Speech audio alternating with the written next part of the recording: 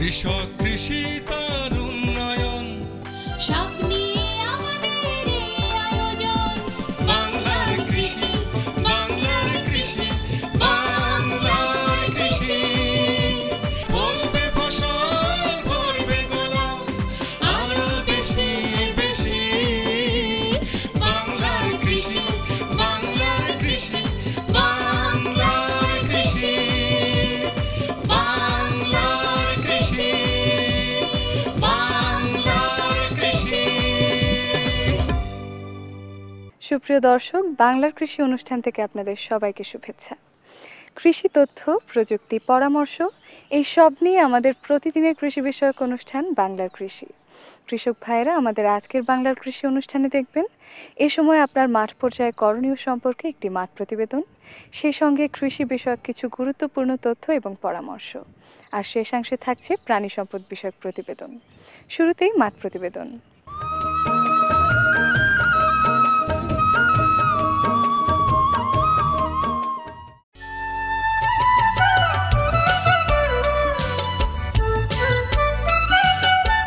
এই পৃথিবীতে কিছু মানুষ আছেন যারা দারিদ্র্যের ভিতরে থেকেও সচ্ছল আর উন্নত জীবনযাপনের স্বপ্ন দেখেন, আর এই স্বপ্নকে বাস্তবে রূপ দিতে সবসময়ই খুঁজে ফেরেন জীবন পরিবর্তনের সঠিক কোনো পথ।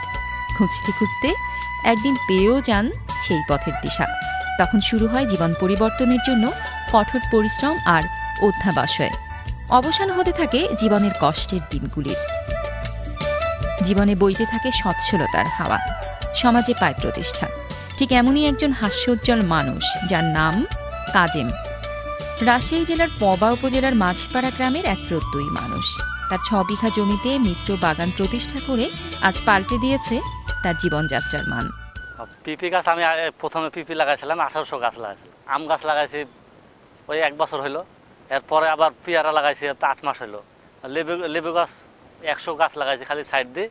পেঁপের আবারটা খুব লাভবান যায়। তারপরে যে পেয়ারাটাও খুব লাভবান, এতদিন প্রচুর পরিমাণ লাভজনক আবাদ ছিল। মিশ্র বাগানে 2 বা ততোধিক ফল গাছ থাকে।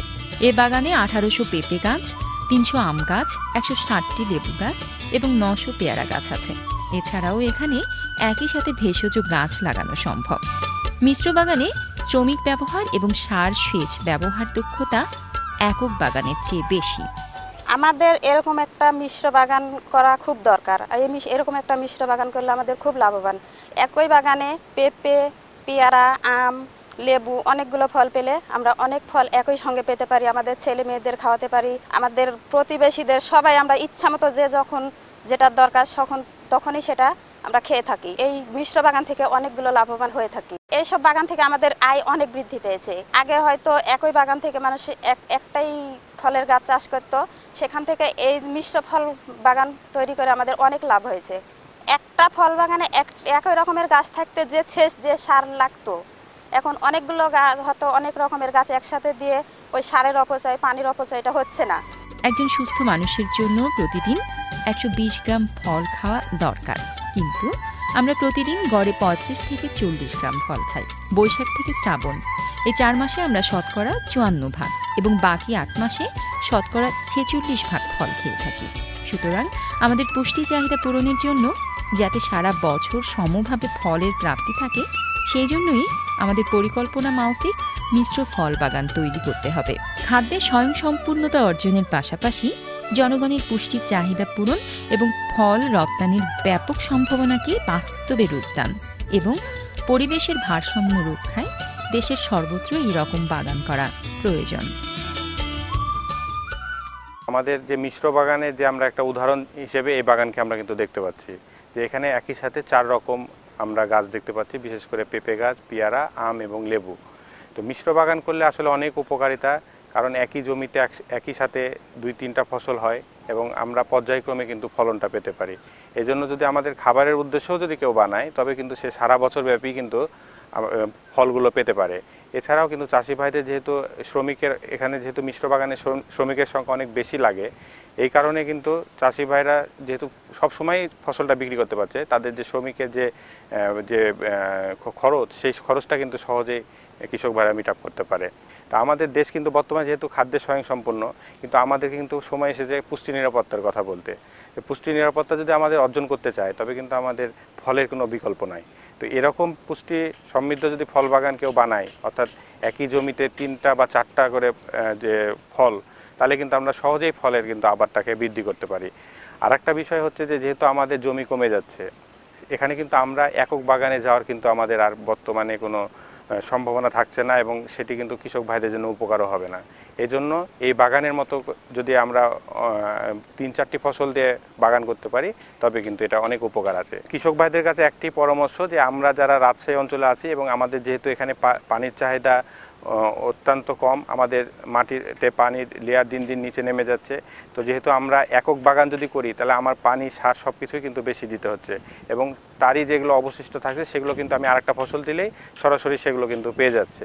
সেই হিসেবে আমি একটাই পরামর্শ দিচ্ছি যে আপনারা যারা একক বাগান করছেন তারা একক বাগান না করে মিশ্র ফলের বাগান আপনারা কিন্তু করার চেষ্টা করবেন। বাংলার কৃষি, বাংলার কৃষি, বাংলার কৃষি। দর্শক দেখছেন বাংলাদেশ টেলিভিশনের প্রতিদিনের কৃষি বিষয়ক অনুষ্ঠান বাংলার কৃষি।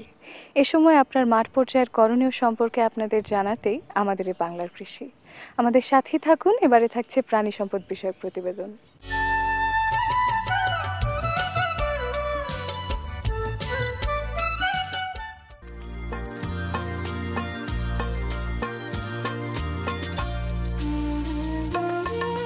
বাংলাদেশে গরু পালনের গুরুত্ব অপরিসীম। এদেশের ঐতিহ্য ছিল বাড়ি বাড়ি গাভী পালন করা। বর্তমানে ব্যাপক জনসংখ্যায় দেশে কর্মসংস্থান সৃজনেরও গরু গুরুত্বপূর্ণ অবদান রাখছে। গরু পালনে পাল্টে যাচ্ছে মানুষের জীবনমান।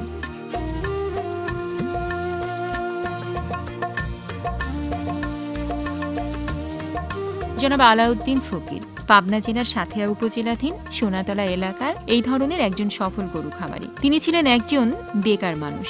জীবন পরিচালনায় কি করা উচিত কিছুই বুঝে উঠতে পারছিলেন না। অনেক চিন্তা করে তিনি গরু পালন শুরু করেন। বর্তমানে তার খামারে রয়েছে মোট 19টি গরু, যার মধ্যে 7টি বাছুর, 10টি গাভী এবং 2টি বড় ষাঁড়।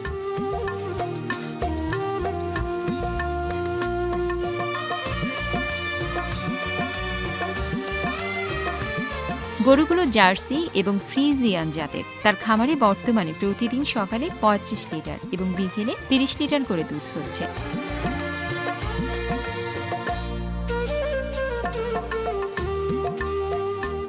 মিল্ক ফিডার সমিতির মাধ্যমে তিনি দুধ বিক্রি করেন। নিজেই গাভীগুলো দহন করেন এবং দুধ বিক্রি করেন।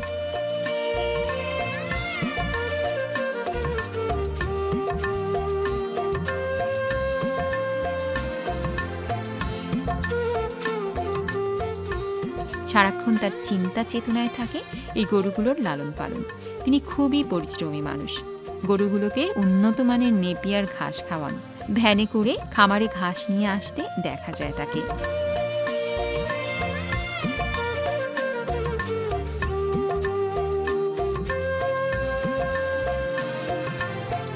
ঘাসের সাথে ভুসি, গম এবং ধানের কুড়া খাওয়ান। খামার পরিষ্কার পরিচ্ছন্ন রাখেন। প্রয়োজনে প্রাণী সম্পদ কর্মকর্তাদের শরণাপন্ন হন। এই খামার তাকে এনে দিয়েছে অর্থনৈতিক মুক্তি, এনে দিয়েছে সামাজিক মর্যাদা। জনাব আলাউদ্দিন গরুর খামারের মাধ্যমে তার জীবনের মোড় পাল্টে ফেলেছেন। এভাবে গ্রামে গ্রামে গড়ে উঠতে পারে হাজারো আলাউদ্দিন। তাতে ছোট ছোট উদ্যোগ হতে পারে দেশের জন্য একটি বড় কল্যাণের উপযোজন। 24টা গরু আছে। গরুর সাথে আমাদের এত আন্তরিকতা বা ভালোবাসা। এর মধ্যে বাছুর আছে, ষাঁড় আছে, অনেকেই দুধ দিচ্ছে। যে আমার দুধ হচ্ছে সকাল বিকাল 70-80 লিটার। তাতে যে দুধ হয় আমরা স্বাবলম্বী। পশুর যে অসুখ বিসুখ হয় ডাক্তারদের কল করলেই বাগাবাড়ি থেকে চলে আসে আমাদের খামারের মধ্যে, আসে চিকিৎসা করে। এটাই আমাদের সবচেয়ে বড় পাওয়া আর কি। বাংলার কৃষি, বাংলার কৃষি, বাংলার কৃষি। দেখছিলেন প্রাণী সম্পদ বিষয়ক প্রতিবেদন। এরই সঙ্গে শেষ করছি আমাদের আজকের বাংলার কৃষি। বাংলার কৃষি আগামীকাল একই সময়ে প্রচারিত হবে। এছাড়াও আমাদের অনুষ্ঠান সম্পর্কে আপনাদের মতামত, আপনাদের পরামর্শ আমাদের লিখে পাঠাতে পারেন। আমাদের লিখবার ঠিকানা প্রযোজক বাংলার কৃষি, কক্ষ নং 222, বাংলাদেশ টেলিভিশন ভবন, রামপুরা, ঢাকা। আমাদের ইমেইল নাম্বার banglarkrishi@ais.gov.bt। আমাদের ফেসবুক আইডি বাংলার কৃষি। আপনারা ইচ্ছা করলে আমাদের অনুষ্ঠানটি ইউটিউবেও দেখতে পারেন। কৃষক ভাইরা, আপনারা ভালো থাকুন, সুস্থ থাকুন, এই কামনায় শেষ করছি আমাদের আজকের আয়োজন। আল্লাহ হাফেজ। কৃষক কৃষি তার উন্নয়ন স্বপ্নে